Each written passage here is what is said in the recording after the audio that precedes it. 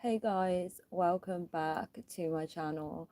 So as you all already know, I'm going to be doing more videos like this where I'm not showing my face and I'm just talking to you guys with a blank screen.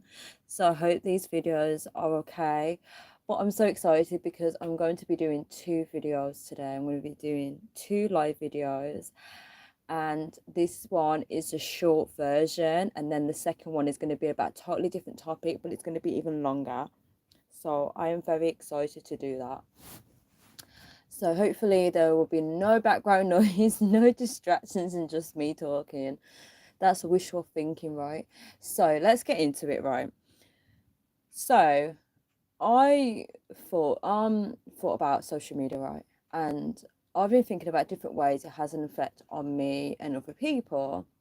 And as you know, like when Facebook first came out, a lot of people started breaking up on Facebook. I should not laugh, but this was actually happening.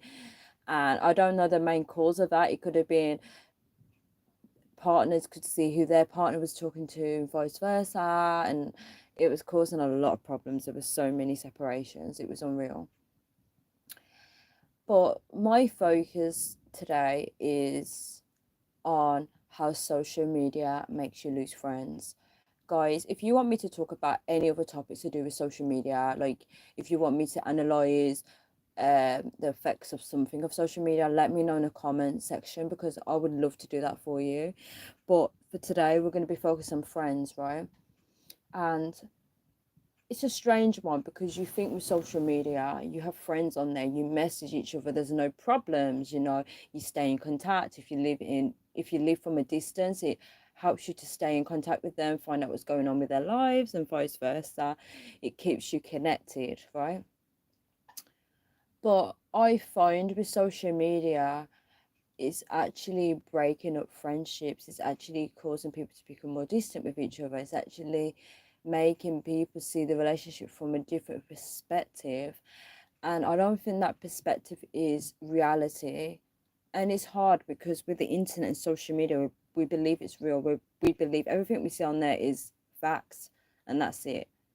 We fall out with people because of their viewpoints, and we see a side of that person that we don't usually see in real life. So I feel like with social media, it's very manipulated in a way that if someone is doing something, if they're uploading something, you're seeing them from that perspective and not for who they really are. And a lot of people do judge people on social media for this. Just because someone is a social media I can't say that word, a social media influencer, it doesn't mean that they are self-absorbed or they only care about comments and likes and subscribers. I mean, that may be partially true, but it doesn't mean that's how they really feel inside. Just because they're doing that as a job, it doesn't mean that that's what they want from life. They could be the most saddest, loneliest person on earth, and you would never know it because once they're in front of that camera, they're happy. They're talking to everyone, they're sharing this great part, they're sharing their life with you. That's something precious. So it's really, really hard to judge on social media, and we need to get out of the habit of doing so. And really, whatever we see on social media, how can we try and see that person in real life? What do we need to see in real life to really know who they are? And social media may be a good tool to find out things that you never knew about that person, which can be quite good, but sometimes it's not good to judge from that perspective. And I found as well with social media, with certain people, they're not very talkative online, and then you think there's a problem with your connection, and then you meet them in real life and everything's fine. They're just normal. You connect. Sorry, guys, it's my birth. You're just connecting better face to face, but online you can't really get that contact or that connection. And this is because a lot of people message via, you know, DMs and text messages. They don't actually pick up the phone and call each other, because at least with the phone you can connect better. And a lot of friendships break up this way. So let's dive into one of my main reasons why I think social media may cause you to lose friends. So if you notice, right, you go onto Instagram or Facebook or any other social media platform that you guys tend to use, and when anyone's posting content, majority of the time, when I say majority, let's say 60%, between 60% to 78% of the time, people are posting the great things in their life. So their graduation, their new car, their new pet, their new family member, their pregnancy, their marriage, their new job, all these great things that, when you think of these great things, not everyone's achieving those things. So when people are achieving those things, they feel like they have to share their happiness with the world. It's almost like validation, like, look at me, look, everybody, look, I've achieved this. And I know this is quite true because I used to fall into that web of social media when I was very young growing up. I wanted to show the glamorous side of my life. I wanted people to see that regardless if they're not meeting up, I'm still living life. And that's what social media would do.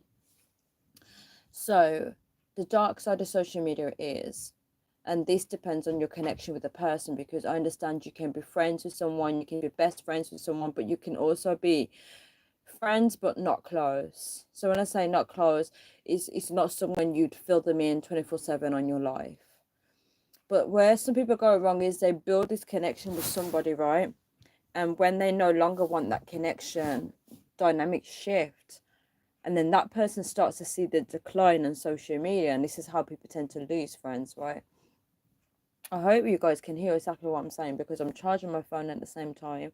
And I'm just hoping it doesn't affect my voice, or I just hope you can pick up my voice regardless if I'm charging my phone or not.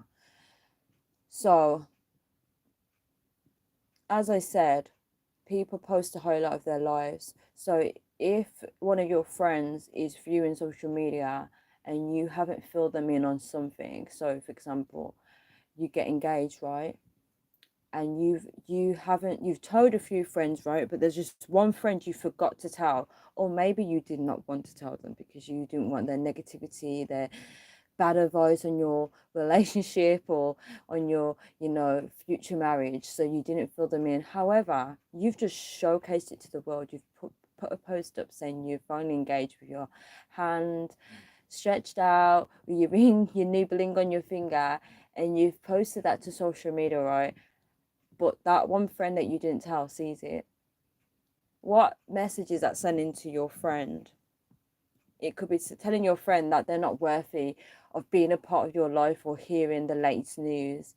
It could also be telling them that they are no longer on your priority list anymore. Now they've fell all the way down to the bottom of your list of people, the list of importance of people is what I'm trying to say. So when they were at the top, I wouldn't say first, but when they were at the top, let's say the top 5 or top 6, they've now fallen down short. They're now below everybody else. So you rather give the news to everyone else but them. And when I say everybody else, I mean social media, the world. You'd rather they be the last to know. So this can cause resentment, anger, sadness, upset from that person or in your connection. And this is the problem with social media. It causes unnecessary problems that we may not even be aware of, because we're not thinking of everybody else. We're thinking of just ourselves and what we publish into the world. So social media can become self-absorbed. If you want to take a photo, are you taking a photo for anyone particular, or you're taking a picture just to post online? Because online is just for anyone to see. And this is the thing. I'm trying to get out of the habit of, posting every single thing about my life, because it's okay for only myself to know that I'm doing this. It's okay for like close people to know that I'm doing it. I can share the pictures individually with them instead of online. I mean, online can be good to share posts and pictures, because it could be as a journal, a way for you to look back on memories and remember you did that at this time. But let's try and be mindful of like the information we're putting out there, and who may feel a certain way about not being filled in on your life. And it's not about keeping things private, because obviously if you're posting it online, that's not private. You're showcasing it to everyone. So be mindful of what we're doing. And I also find that with a lot of people, they tend to put statuses up, right? And on Instagram, they have this little new edition where you add a note on your live chat. And I noticed that some people do really use this to their advantage, and There's a lady, I don't know her personally, but we were in this makeup group together and we all followed all the makeup artists, right? And she was like posting up her health updates, like, and I thought that was odd because if you're in pain or whatever, you that should be shared with like your close friends and family, right? Or people or a doctor or something like that. I thought that was odd. And then she starts posting up that she's pregnant, which is good. And then she kept posting up dates like 1 month to go and stuff like that.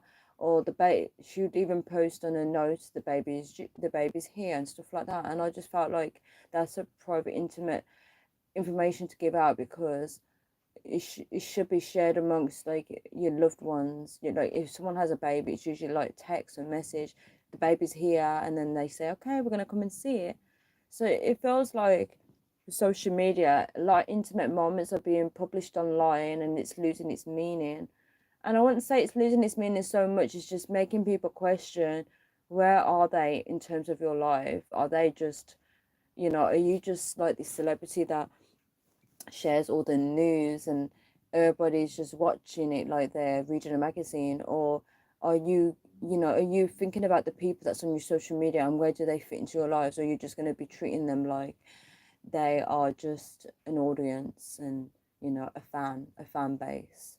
So I'm going to leave this here, guys. I really hope this picks up my voice because I've spoke a lot and there's no way I can recreate this video with the same thoughts and the same mindset because everything I've said on here, I won't be able to cover it again, So I'm going to leave this video here now, guys. Thank you so much for tuning in. If you've got any, like, suggestions, video suggestions, or if you've got any viewpoints that you can add to this, definitely let me know in the comment section below, and I look forward to reading them. I hope everyone is well. Thank you so much for watching and tuning in.